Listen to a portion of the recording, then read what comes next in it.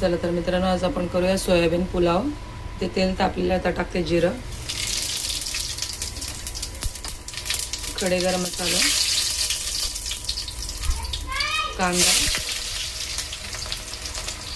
कांदा थोडं परतून घेते. चला तर मित्रांनो, कांदे परतून झालेत. आता टाकूया टोमॅटो, थोडीशी कोथिंबीर पण कापली सोबत मी. आता टाकूया आलं लसूण मिरची वाटून ठेवलेली. आता टाकते पुलाव मसाला. आता टाकते चवीपुरतं मीठ.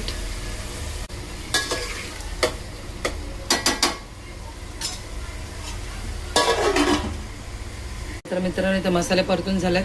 आता टाकते सोयाबीन. भिजत ठेवली होती मी आणि पिळून पण घेतली आहे. पोह्यात तांदूळ स्वच्छ धुवून ठेवलेले 15 मिनटं भिजत. चला तर मित्रांनो, इथे बघू शकता सोयाबीन आणि तांदूळ सगळं मिक्स करून घेतली मसाल्यात मी. आता टाकते गरजेनुसार पाणी. चला आता झाकण लावण्यातला एक उकळी आणते.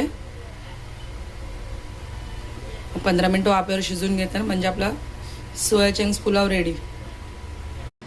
चला तर मित्रांनो, इथे बघू शकता मस्त गरमागरम सोया पुलाव रेडी आहे. मी टेस्ट करून बघते आधी.